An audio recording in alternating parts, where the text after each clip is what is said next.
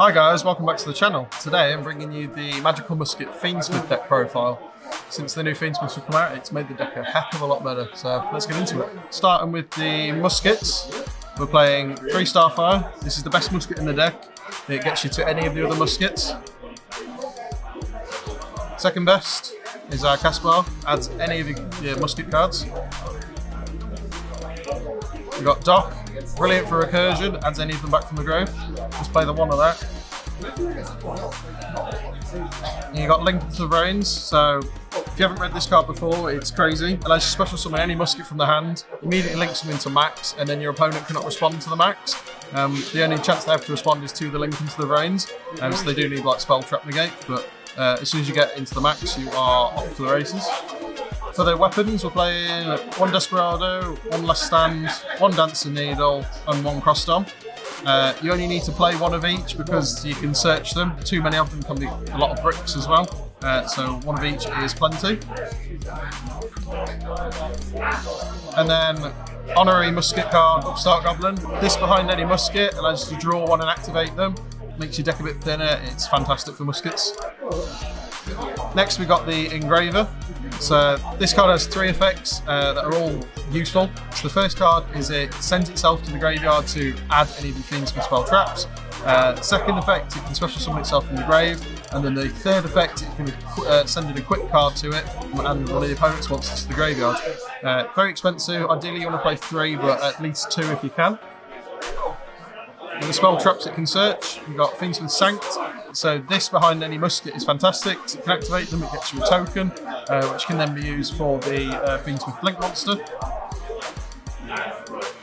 Playing 3 tracks, this is the rotor of the deck. It can search any of your musket cards now, which is why you don't need to play all of them. You just need to play the Starfire, Caspar and Doc. But you can also add the Lurry.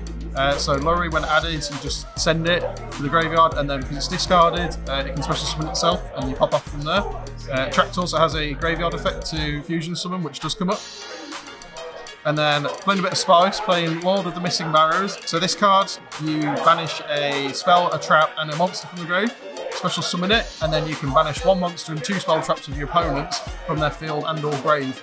So it's a light fiend, it can be added off of Tract. It's really good going second and it always commands a response. And also it's just big as well if you need to get over some stuff. Playing 1 Diabolica. So this card, when it's sent to the grave, it just adds back a fiend. Ideally you want to be adding back the Engraver. It's part of the combo. Playing the Unchained package, so you're playing Shavara and a Abominable Chamber to set off the Shavara when it's sent to grave. For the flex spots and hand traps, I've decided to play, due to my locals, Call by the Grave. I like to play 3 Dominus Purge and 3 Imperm, just to try and play around the triple tactic talents. Purge I've been finding really good, even though it does lock you out of the Dark Water and Fire effects, but that's only if you use it activated from the hand. So if you go in first, you can set this and then it doesn't lock you, but go in second, if you Imperm something and then Purge, it'll negate destroy it, so it's really good in certain matchups. And then I'm also playing 3 Ghost Ogres, because these deal with the field spells like Tempi, so really good for that. Onto the extra deck, playing the 1 Chaos Angel. You can make this with Starfire and Engraver, or any of your level 6 4s, because they become tuners due to the effect of Chaos Angel. For the links, we're playing obviously the Unchained package. So we've got Soul of Rage, Yama. I'm playing the 1 Max, 2 Requiem. Let's play the second. The first one is always a good Bestial target or DD Pro target, so it's always good to have the second so you can continue to play on no follow-up. 1 Sequence and 1 SP Little Note. So we're playing Confusions, Necro Equip. This card's nuts. Literally, you can just make the Engraver equip a Requiem or a Sequence to it, and then you can contact fuse into this. Even though it's only 1 monster, it does work, and it allows you to then revive the Engraver and make any of your X6s. Also playing Aerial Eater, summon this off of Sequence by shuffling back 2 Light Fiends.